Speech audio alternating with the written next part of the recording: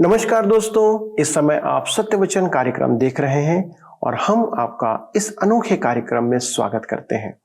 परमेश्वर जिसको चुनता है और जिस पर अपनी बातों को प्रकट करना चाहता है, उसे किसी न किसी माध्यम से अपनी बातों को परमेश्वर पहुंचा देते हैं। सत्य वचन कार्यक्रम में हम परमेश्वर की वाणी का अवलोकन कर रहे हैं कि हम परमेश्वर की योजनाओं को जो उसने मनुष्य के लिए बनाया है आप तक पहुंचा सकें, ताकि आपका विश्वास परमेश्वर पर और अधिक सुदृढ़ होता जाए। जैसे कि हम इन दिनों बाइबल से व्यवस्था विवरण की पुस्तक का अध्ययन कर रहे हैं। पिछले अध्ययन में हमने देखा था कि परमेश्वर ने इस्राएलियों को अभिशाप और आशीष और आज्ञा उल्लंघन के दुष्परिणामों के बारे में बताते हुए 6 भविष्यवाणियां दिया था, जिनमें से 5 पूरी हो चुकी हैं। एक का पूरा होना अभी बाकी है और उसका समय अभी नहीं आया है। लेकिन क्योंकि 5 पूरी हो चुकी हैं, 6वीं निश्चित पूरी होगी। इसका मतलब है कि बाइबल कितनी सत्य है। यह संपूर्ण मानव समाज के लिए संदेश है, क्योंकि बाइबल परमेश्वर का सत्य वचन है। इन बातों में हम परमेश्वर को एक न्यायी परमेश्वर के रूप में देखते हैं। क्योंकि इस्राएलियों ने उसकी आज्ञा को नहीं माना, इसलिए उन्हें दंडित किया गया।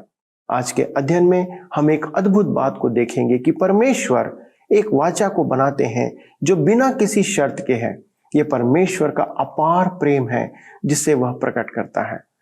दोस्तों, जब उसने इस्राएल को अपनी निज प्रजा होने के लिए चुना था, तब उनके गुणों के कारण उसने उन्हें नहीं चुना था और उनको सब कुछ सिखाया, लेकिन उन्होंने उसकी नहीं मानी, इसलिए उन पर दंड भेजा।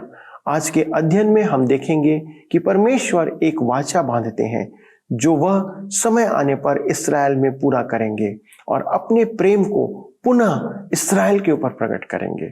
तो आइए आज के अध्ययन में हम इन्हें देखें और इससे अपने लिए आशीषों को प्राप्त करें। आइए हम आज के अध्ययन में आगे बढ़ेंगे और देखेंगे कि परमेश्वर कहता है कि मैंने इन लोगों को इनके हाल पर छोड़ दिया है, क्योंकि दिल परमेश्वर से विमुख हो गया है।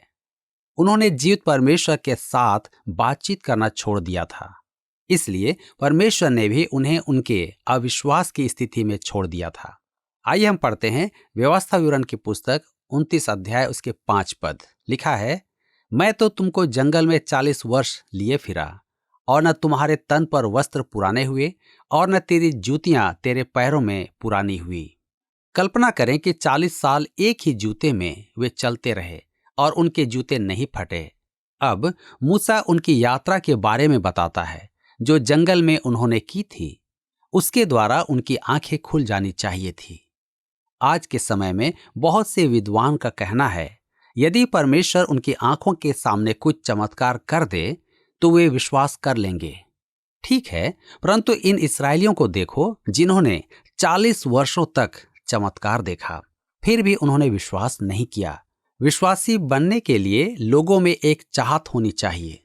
लोग अविश्वासी इसलिए नहीं हैं कि वे बाइबल में क्या पढ़ते हैं या अपने आसपास क्या देखते हैं, परंतु समस्या उनके भीतरी मनुष्य की है।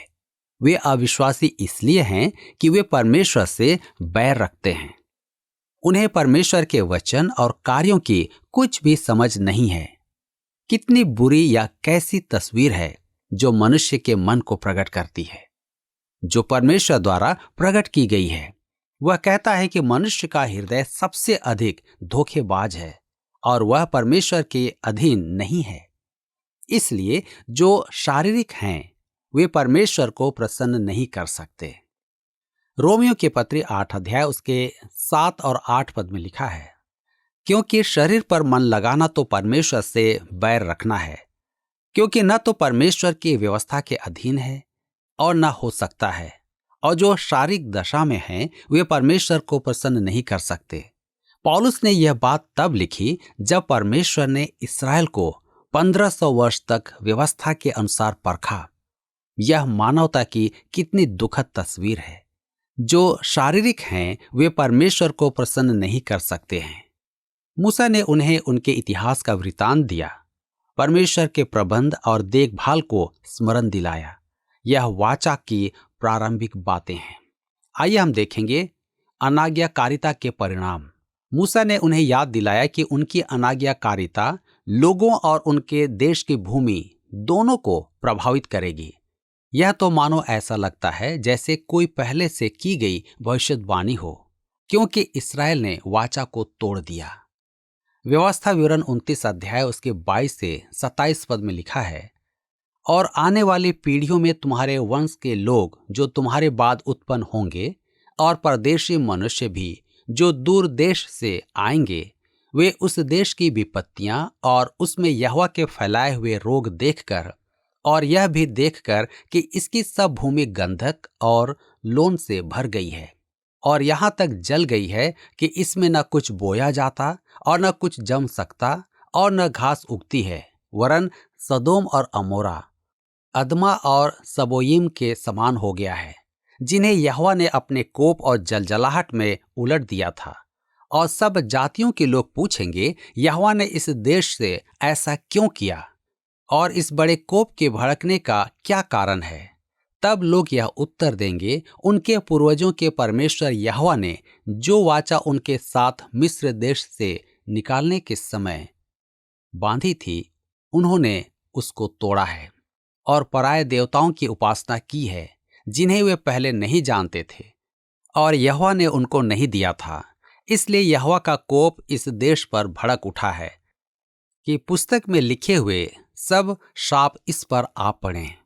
मुझे याद है, बहुत वर्ष पहले मैंने सुना कि स्वर्गीय डॉक्टर जॉर्ज गिल ने अपने एक ट्रेन से की गई यात्रा के बारे में बताया, जिसमें वो एशिया माइनर से होकर फलस्तीन देश में गए।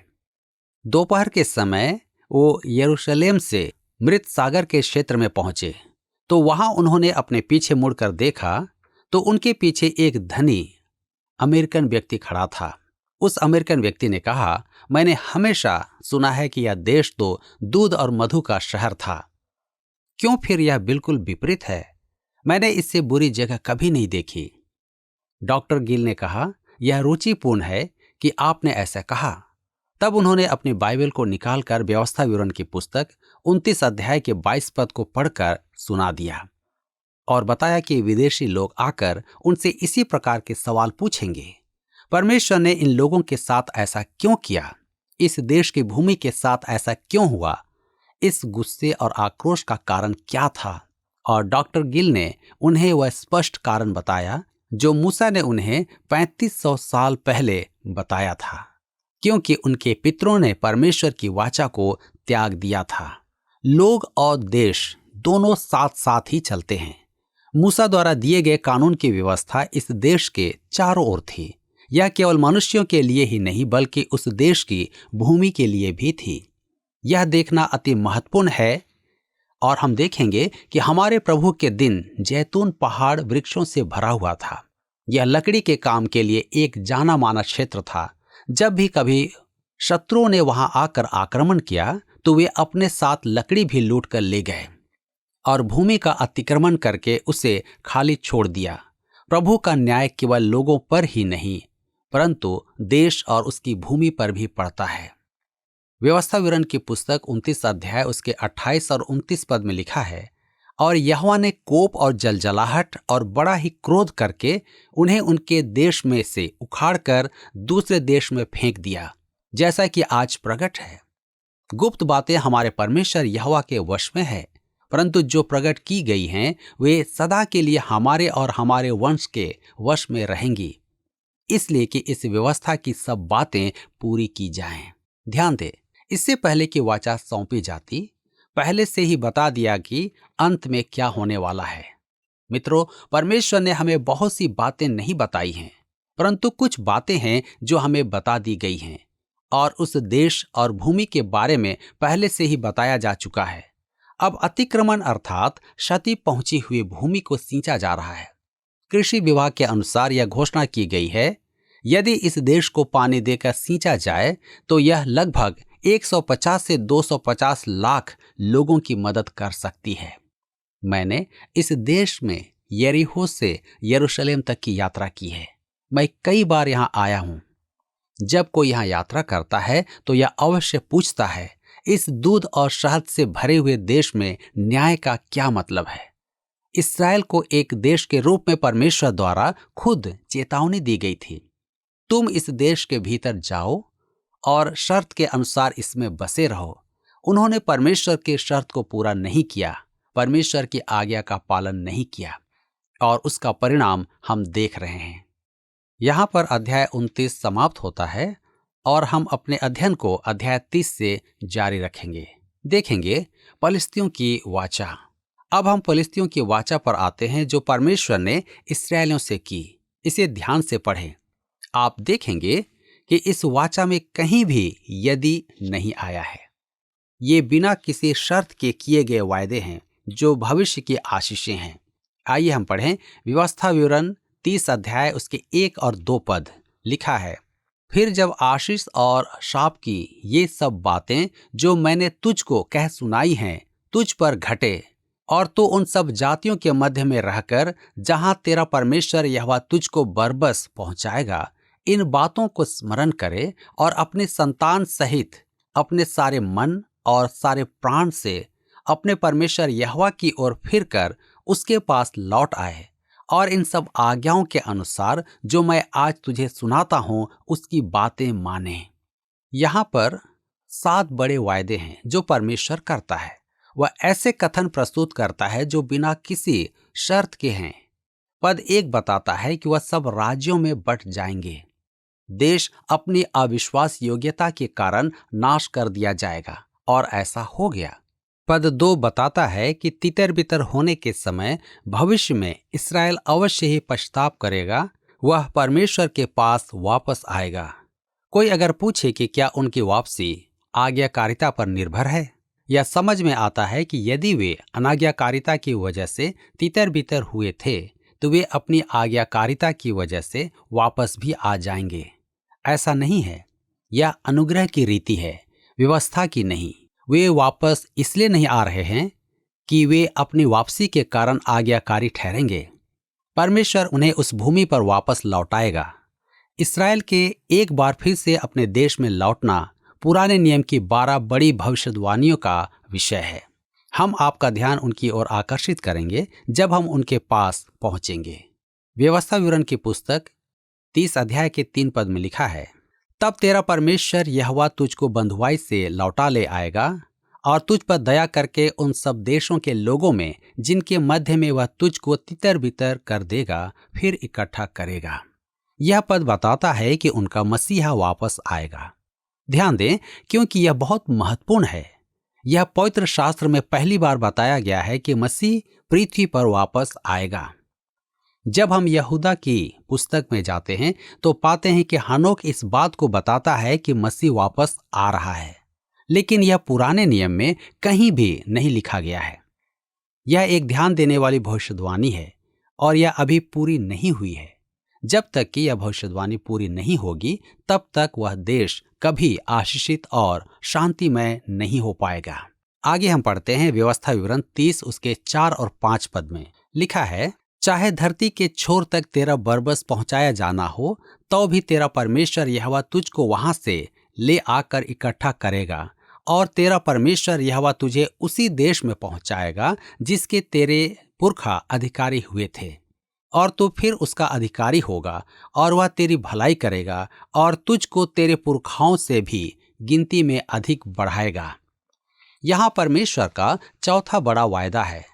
इस्राएल को अपने देश में पुनः इकट्ठा होना है। यह एक बिना शर्त वाला वायदा है, जैसा कि पद 4 स्पष्ट बताता है कि चाहे किसी भी तरह से लोग बिखरे हुए क्यों ना हो, भविष्य में परमेश्वर उन्हें इस देश में वापस ले आएगा। 5वां वायदा राष्ट्रीय परिवर्तन होगा। व्यवस्था विवरण 30 के 6 पद में लिखा है, और तेरा परमेश्वर यहोवा तेरे और तेरे वंश के मन का खतना करेगा कि तू अपने परमेश्वर यहोवा से अपने सारे मन और सारे प्राण के साथ प्रेम करे, जिससे तू जीवित रहे। हम पाते हैं कि यही वायदा यिर्मयाह और होशे में और पौलुस के द्वारा रोमियो के पत्री में लिखा हुआ है। छठी बात यहाँ इसराइलियों के शत्रुओं का न्याय बताती है। इस्राएल वापस लौटकर परमेश्वर की बातों का पालन करेगा। यह अनुग्रह का नियम है, तब उसके शत्रुओं का न्याय होगा। व्यवस्था विवरण 30 उसके 7 से 8 पद में आगे लिखा है, और तेरा परमेश्वर यहोवा ये सब श्राप की बातें तेरे शत्रुओं पर जो तुझसे बैर करके तेरे पीछे पड़ेंगे भेजेगा, और तू फिरेगा और यहोवा की सुनेगा और इन सब आज्ञाओं को मानेगा जो मैं आज तुझको सुनाता हूं। अंत में 7वीं अद्भुत बात यह है कि इस्राएल अपनी सारी आशीषें प्राप्त करेगा। व्यवस्था विवरण 30 उसके 9 और 10 पद में लिखा है, और यहोवा तेरी भलाई के लिए तेरे सब कामों में और तेरी संतान और पशुओं के बच्चों और भूमि की उपज में तेरी बढ़ती करेगा, क्योंकि यहोवा फिर तेरे ऊपर भलाई के लिए वैसा ही आनंद करेगा जैसा उसने तेरे पूर्वजों के ऊपर किया था, क्योंकि तू अपने परमेश्वर यहोवा की सुनकर उसकी आज्ञाओं और विधियों को जो इस व्यवस्था की पुस्तक में लिखी हैं माना करेगा, और अपने परमेश्वर यहोवा की ओर अपने सारे मन और सारे प्राण से मन फिराएगा। वापस आने का दिन कौन सा है? क्या यह अभी हो रहा है? हम रूढ़िवादी नहीं हो सकते जिसको हम नहीं जानते हैं। यह बिल्कुल स्पष्ट बताता है कि जब वे देश में वापस लौटेंगे तो वे परमेश्वर के प्रति आज्ञाकारिता के कारण ही लौटेंगे। उनके लिए उस देश में उस समय तक आशीषें नहीं थी जब तक कि परमेश्वर ने उन्हें नया हृदय नहीं दिया कि वे आज्ञाकारिता के साथ वापस आएंगे। यह वह समय था जब परमेश्वर उन्हें उस देश में वापस लाया। वर्तमान समय में इस्राएल परमेश्वर के सम्मुख आज्ञाकारिता के साथ नहीं आ रहा है। मैं विश्वास करता हूं कि इस्राएल की यह वापसी जो वाचा की प्रतिज्ञा के अनुसार है, यह अभी भी भविष्य में पूरी होनी है। यह बिना किसी शर्त के है, क्योंकि परमेश्वर उन्हें उस देश में वापस लाएगा। व्यवस्था विवरण 30 अध्याय उसके 11 से 14 पद में लिखा है, देखो यह जो आज्ञा मैं आज तुझे सुनाता हूं वह न तो तेरे लिए अनोखी और न दूर है, और न तो यह आकाश में है कि तू कहे कौन हमारे लिए आकाश में चढ़कर उसे हमारे पास ले आए और हमको सुनाए कि हम उसे माने, और न यह समुद्र पार है कि तू कहे कौन हमारे लिए समुद्र पार जाए और उसे हमारे पास ले आए और हमको सुनाए कि हम उसे माने, परंतु यह वचन तेरे बहुत निकट वरन तेरे मुंह और मन ही में है, ताकि तू इस पर चले। इस्राएल कोई भी बहाना नहीं कर सकता कि वह परमेश्वर की आज्ञाओं को नहीं जानता है। परमेश्वर ने यह अधिकार सीधा उन्हीं को दिया और वे जानते भी हैं। हमारे पास भी यह जिम्मेदारी है कि हम जिस देश में रहते हैं वहां सुसमाचार सुनाएं। फिर भी मित्रों, हमारे उद्धार पाने के लिए स्वर्ग में जाने की आवश्यकता नहीं है। आपको उसे प्राप्त करने के लिए समुद्र पार नहीं करना है। क्या मैं आपसे कह सकता हूं कि वह आपके ही निकट है? यह इतना निकट है जितना कि एक प्रचारक या कोई विश्वासी आपको परमेश्वर का वचन सुनाता है और जिसे आपने सुना है। यहीं पर आपकी स्वेच्छा सामने आती है। परमेश्वर के वचन को ढूंढना मेरा काम है। मैं कोशिश करता हूं कि इसे सीधे आपके कानों तक पहुंचाऊं और छपे हुए पन्नों के द्वारा सीधा आपकी आंखों तक। यह मेरी सीमा है जहां तक मैं जा सकता हूं और उसके बाद यह आप पर है। ध्यान दें, पद 12 व 13 प्रेरित पौलुस के द्वारा रोमियो में इस्तेमाल की गई है। रोमियो के पत्री 10 उसके 6 से 10 पद में लिखा है, परंतु जो धार्मिकता विश्वास से है वह यूं कहती है, तू अपने मन में यह न कहना कि स्वर्ग पर कौन चढ़ेगा, अर्थात मसीह को उतार लाने के लिए, या अधोलोक में कौन उतरेगा, अर्थात मसीह को मरे हुओं में से जिलाकर ऊपर लाने के लिए। परंतु वह क्या कहती है? यह कि वचन तेरे निकट है, तेरे मुंह में और तेरे मन में है। यह वही विश्वास का वचन है जो हम प्रचार करते हैं कि यदि तू अपने मुंह से यीशु को प्रभु जानकर अंगीकार करे और अपने मन से विश्वास करे कि परमेश्वर ने उसे मरे हुओं में से जिलाया, तो तू निश्चय उद्धार पाएगा, क्योंकि धार्मिकता के लिए मन से विश्वास किया जाता है और उद्धार के लिए मुंह से अंगीकार किया जाता है। पौलुस ने यह नहीं कहा कि मूसा ने ऐसा कहा है, बल्कि विश्वास धार्मिकता वक्ता है। पौलुस न्याय के लिए विश्वास का कोई विकल्प नहीं ले रहा है। व्यवस्था विवरण का यह अनुच्छेद एक भविष्यवाणी है जो बताती है कि एक दिन इस्राएल अपने पूरे हृदय और आत्मा से फिरकर परमेश्वर के पास आएगा। व्यवस्था विवरण 33 के 10 में भी लिखा है, वे याकूब को तेरे नियम और इस्राएल को तेरी व्यवस्था सिखाएंगे और तेरे आगे धूप और तेरी वेदी पर सर्वांग पशु को होम बलि करेंगे। परमेश्वर इस्राएल के साथ जो एक नई वाचा बनाएगा उसकी ओर निर्देश करता है। यिर्मयाह की पुस्तक 24 अध्याय के 7 पद में लिखा है, मैं उनका ऐसा मन कर दूंगा कि वे मुझे जानेंगे कि मैं यहोवा हूं और वे मेरी प्रजा ठहरेंगे और मैं उनका परमेश्वर ठहरूंगा, क्योंकि वे मेरी ओर सारे मन से फिरेंगे। तब आगे लिखा है यिर्मयाह 31 के 33 में, परंतु जो वाचा मैं उन दिनों के बाद इस्राएल के घराने से बांधूंगा वह यह है, मैं अपने व्यवस्था उनके मन में समवाऊंगा और उससे उनके हृदय पर लिखूंगा और मैं उनका परमेश्वर ठहरूंगा और वे मेरी प्रजा ठहरेंगे। यहोवा की यही वाणी है।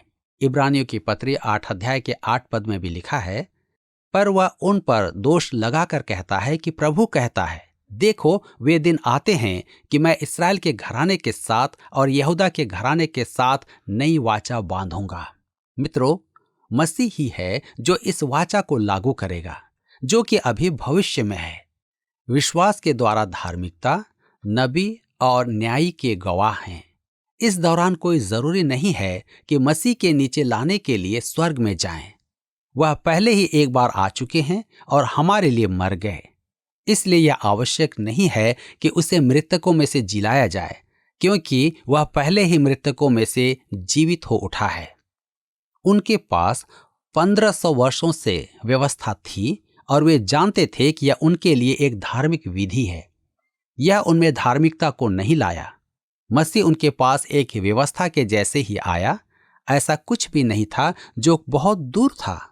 मसीह उनके बीच में से ही आया। वह मरा और फिर से उनके बीच में ही जीवित हो उठा। उनमें विश्वास की धार्मिकता मौजूद थी, जैसा कि आप और हम में है, क्योंकि इसे हमारे मध्य में वर्षों से बताया जा रहा है। व्यवस्था दोनों की गवाही देता है, व्यवस्था के द्वारा धार्मिकता और विश्वास के द्वारा धार्मिकता। यह व्यवस्था विवरण 30 की आज्ञा नहीं है, परंतु धार्मिकता के नियम हैं। व्यवस्था की धार्मिकता उद्धार को नहीं लाई, परंतु विश्वास की धार्मिकता उद्धार को लाती है। मेरे मित्रों, व्यवस्था विवरण 30 को अच्छी तरह देखने के बाद हमें पता चलेगा कि पौलुस सटीक अवतरण नहीं दे रहे हैं, परंतु वह उस अध्याय का प्रयोग कर रहे हैं। चुकंदर का उदाहरण केवल प्रासंगिक है।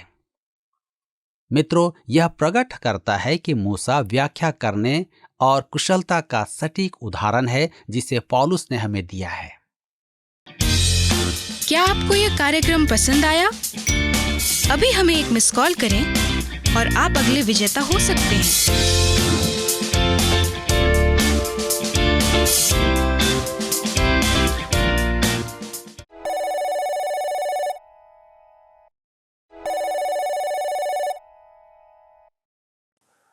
प्रिय भाइयों एवं बहनों, आइए हम परमेश्वर का धन्यवाद करें कि उसने हमें रहस्य की बातों को जानने और समझने के लिए इस कार्यक्रम के माध्यम से अवसर दिया है कि हम उस पर विश्वास करें और अपने बुरे कार्य से फिर जाएं। परमेश्वर का वचन सिर्फ सामान्य ज्ञान की तरह जानकारी रखने के लिए नहीं है, जो कई बार लोग विश्वास का प्रमाण समझते हैं। बाइबल के बारे में जानकारी रखना एक बात है, लेकिन परमेश्वर के साथ संबंध बनाना दूसरी बात है। हमने देखा कि परमेश्वर एक दिन इस्राएल को पुनः एकत्र करेगा। यह इस्राएल के लिए एक अनोखा दिन होगा। प्रभु यीशु ने हम सब से भी यही कहा है कि वह एक दिन हमें लेने वापस इस पृथ्वी पर आने वाले हैं। ये विश्वासियों के लिए भी एक अनोखा दिन होगा कि यीशु जहां है वहां हम भी केवल विश्वासी उसके साथ रहें। जो प्रभु यीशु पर विश्वास करते हैं उनके लिए ऐसा एक दिन आने वाला है। परमेश्वर यीशु के द्वारा मनुष्यों में प्रकट हुआ और उनके लिए बलिदान भी हुआ कि जो इस बात पर विश्वास करें वे अपने पापों से मन फिराते हैं। उनके लिए यह प्रतिज्ञा परमेश्वर सुनिश्चित करते हैं। इसलिए दोस्तों, यदि आपने यीशु को आज तक अपना उद्धारकर्ता स्वीकार नहीं किया है तो आज ही इसी वक्त उसे अपना उद्धारकर्ता स्वीकार करें और उसकी उस अनंत योजना में शामिल हो जाएं जो परमेश्वर ने आपके लिए तैयार की है। यदि आज आप ये निर्णय लेना चाहते हैं तो आइए हम प्रार्थना में परमेश्वर के सामने इस विनती को रखें। हमारे स्वर्गीय पिता, हम धन्यवाद देते हैं प्रभु कि आपने हमारे लिए एक अद्भुत योजना को तैयार किया है, और जो आशीषें प्रभु आपने इस्राएल के साथ बांटी, वही आशीषें आपने संपूर्ण मानव जाति के लिए भी प्रभु प्रदान किया है। हमारे दर्शकों के लिए प्रार्थना करते पिता, जिन्होंने आज यह निर्णय लिया है कि वे उन आशीषों को प्राप्त करेंगे, वो अपना जीवन आपको समर्पित करेंगे और पापों की क्षमा प्रभु यीशु मसीह में प्राप्त करके अनंत जीवन के वारिस होंगे। उनकी सहायता करें पिता, उनकी प्रार्थनाओं को स्वीकार करें और अनुग्रह करें पिता। उनके परिवारों में आप अपनी आशीषों को प्रदान करें, जिससे कि वे आपके साथ बढ़ते चले जाएं। जो भी दुख, कष्ट और क्लेश उनके जीवन में है, परिवारों में है प्रभु, जिसके कारण वे दुखित और व्यथित हैं, अनुग्रह करके पिता उन्हें चंगाई दें। अनुग्रह करके प्रभु जी उनके जीवन में प्रभु आप अपनी आशीषों को प्रदान करें, जिससे वे सुख और आनंद के साथ अपने इस पृथ्वी के समय को व्यतीत करने पाए। प्रभु यीशु क्रिस्ट के नाम से ही इस विनती को मांगते हैं, आमीन। प्रिय मित्रों, यदि आपके पास कोई प्रश्न है कि आप कैसे प्रभु यीशु के अनुग्रह में और परमेश्वर के वचन में बढ़ सकते हैं, तो आप हमारे से पूछ सकते हैं। हम आपकी सहायता करने में आनंदित होंगे। इसके लिए आप हमारे फोन और हमारे साथ SMS के द्वारा वार्तालाप कर सकते हैं। अगले प्रसारण तक परमेश्वर के वचनों को मनन करते रहें। धन्यवाद।